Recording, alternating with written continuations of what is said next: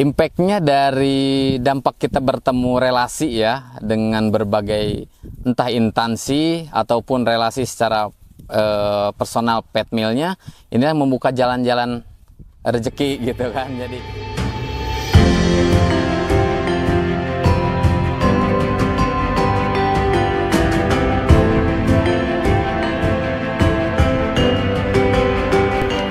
perkenalkan, nama saya Khairul, petani milenial asal Desa Cimanggu, Kecamatan Ngampara, Kabupaten Bandung Barat, komoditas pertanian hortikultura. Kalau untuk sayuran hortinya sih sebenarnya baru 3 tahun terakhir ya, setelah selesai pulang magang dari Taiwan. Nah, kita langsung eksekusi di hortikultura seperti itu. Jadi kurang lebih baru 3 tahunan.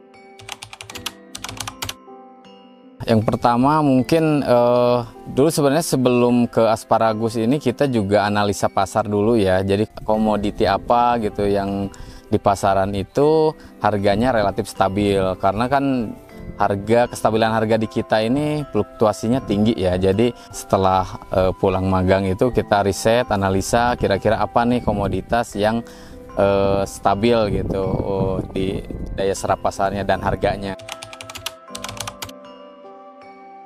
Sebenarnya motivasi yang mendorong jadi petani itu memang karena yang pertama memang di lingkungan sekitar juga memang petani ya. Mayoritas masyarakat di sini memang petani. Didorong juga rasa keinginan saya untuk melanjutkan pertanian nenek moyang kita gitu, yang seorang petani atau regenerasi gitu.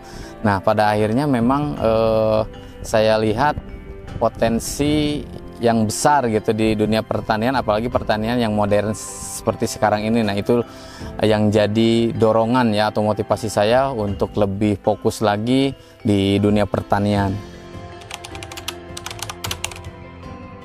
Ya, untuk awal itu kan program petani milenial ini diluncurkan tahun 2021 ya. Kita ikut gelombang pertama, terus kita ikutin seleksi karena memang saya pikir ini program bagus ya. Petani milenial memang diangkat untuk memfasilitasi para petani milenial khususnya Jawa Barat ya. Nah, itu juga menjadi sebuah keinginan besar gitu untuk menjadi petani milenial tuh.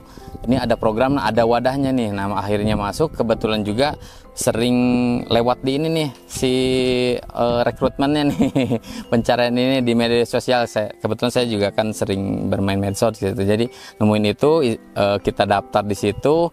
Untuk gelombang pertama sih kita hanya selesai di seleksi tahap 3 tuh, karena kan waktu itu Covid ya, kita seleksinya secara online.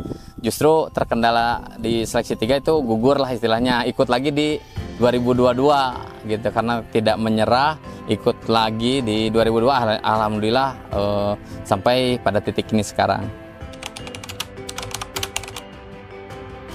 Ya, impactnya dari dampak kita bertemu relasi ya dengan berbagai entah instansi ataupun relasi secara personal pet mealnya, ini membuka jalan-jalan rezeki gitu kan. Jadi semakin luas gitu, semakin luas komoditi, semakin luas pasar. Alhamdulillah sampai saat ini juga kita dengan pet meal yang lain juga kita kolaborasi, termasuk tadi asparagus, kita juga kolaborasi sama pet meal yang lain dari daerah lain. Ya terbentuklah market yang besar sampai seperti sekarang.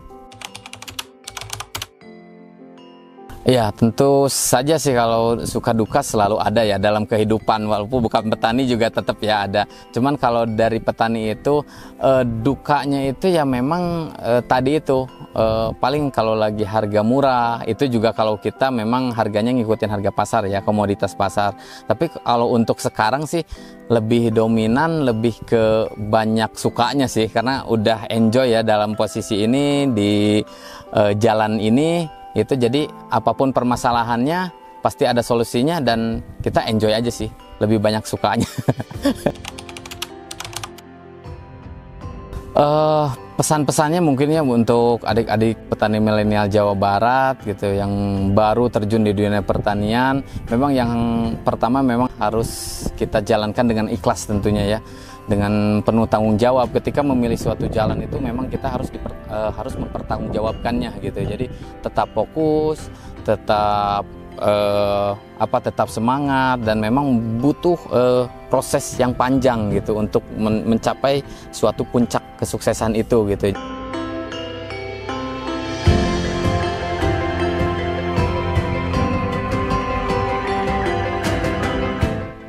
Terima kasih banyak untuk Pemprov Jabar yang telah mengadakan program Petani Milenial Jawa Barat. Dan mudah-mudahan program ini terus diadakan tiap tahun dan berlanjut demi terjaganya ketahanan pangan Indonesia dan berkembangnya pertanian Indonesia. Petani milenial tinggal di desa, rezeki kota, bisnis mendunia, Jabar juara.